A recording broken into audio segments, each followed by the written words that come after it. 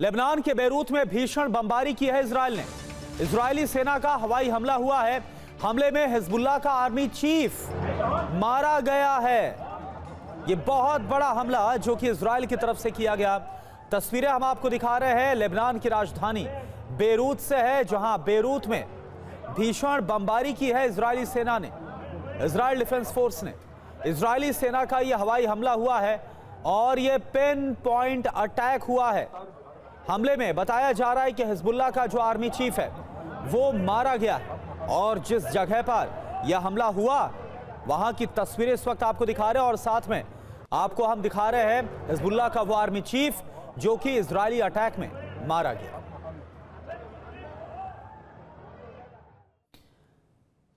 और वहीं Ukraine war zone की बात करें तो यूक्रेन के डोनेस्क में भीषण हमला हुआ है। रूसी सेना की आर्टिलरी के हमले हुए हैं। डोनेस्क के 3 गांव पर रूस का कब्जा हुआ है। हमले में यूक्रेन के 5 सैन्य वाहन ध्वस्त हो गए। ट्रंप एक बार फिर से रूस यूक्रेन युद्ध को रुकवाने की कोशिश में है, लेकिन फिर ना तो ज़ेलेंस्की को बहुत तवज्जो दी जा रही है और ना ही यूरोप की कोई भूमिका तय है। यही वजह है कि ना तो ट्रंप का शांति प्लान ज़ेलेंस्की को मंजूर है और ना यूरोप ट्रंप पर भरोसा करने की स्थिति में है। यही वजह है कि यूरोप जंग को और ज्यादा हवा दे रहा है। यूक्रेन ने रूस से इंतकाम लेने का सिलसिला जारी रखा है। क्रीमिया में मिशन की शुरुआत करने के बाद अब मॉस्को को निशाना बनाया गया है। फ्रंटलाइन पर मौजूद रूसी शहरों से लेकर राजधानी मॉस्को तक धमाके हुए हैं। क्रीमिया पर ताबड़तोड़ प्रहार भी जारी है। देखिए आप रिपोर्ट। एक दिन पहले क्रीमिया और अब मॉस्को।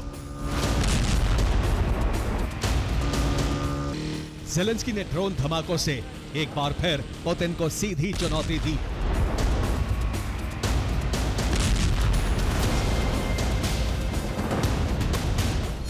यूरोप की इंटेलिजेंस के दम पर यूक्रेनी फौज मॉस्को के सुरक्षा कवच को भेदने में कामयाब हुई है।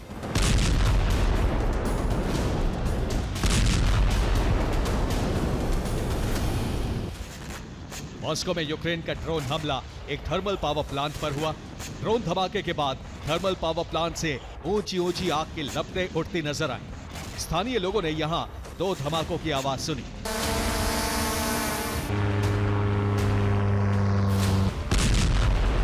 रिपोर्ट के मुताबिक रूस पर हमलों की शुरुआत शनिवार रात करीब 11 बजे से हुई। यूक्रेन ने कई दिशाओं से रूस के अलग अलग शहरों को टारगेट किया।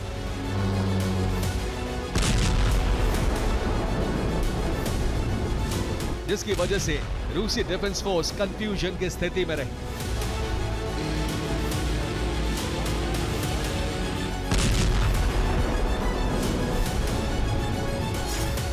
मॉस्को और क्रीमिया यूक्रेन का सबसे बड़ा निशाना थे। यहां यूक्रेन से कई हमले किए गए। इसके अलावा बेलगोरोद और रोस्तोव में भी धमाके होते रहे।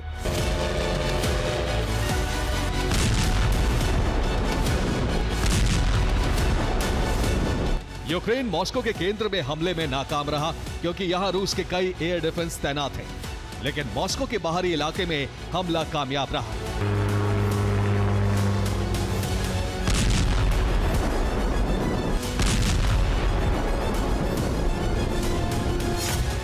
मॉस्को में शतूरा नाम के पावर प्लांट में धमाका हुआ। शतूरा प्लांट मॉस्को के केंद्र से 120 किलोमीटर की दूरी पर है। शतूरा प्लांट से 15 लाख लोगों को बिजली मिलती है।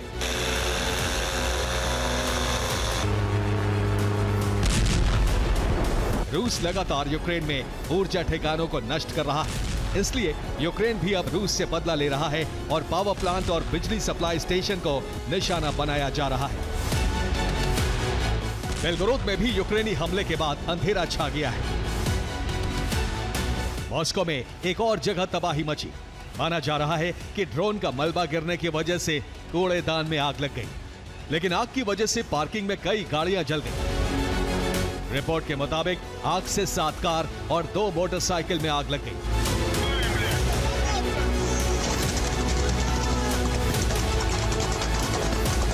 यूक्रेन के ताबड़तोड़ प्रहार को भी रूसी एयर डिफेंस लगातार नाकाम करते रहे।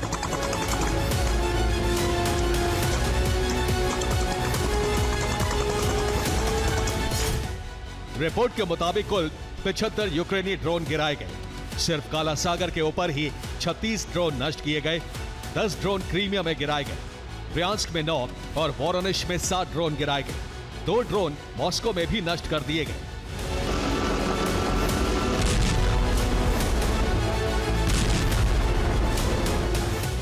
मॉस्को और दूसरे शहरों पर हमले के बीच लगातार दूसरे दिन क्रीमिया पर हमलों का सिलसिला जारी रहा।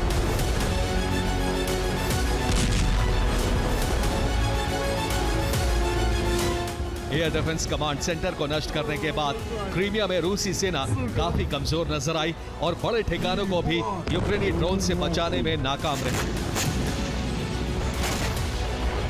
यूक्रेन ने एक बार फिर रूसी तेल और गैस ठिकानों को नष्ट किया है।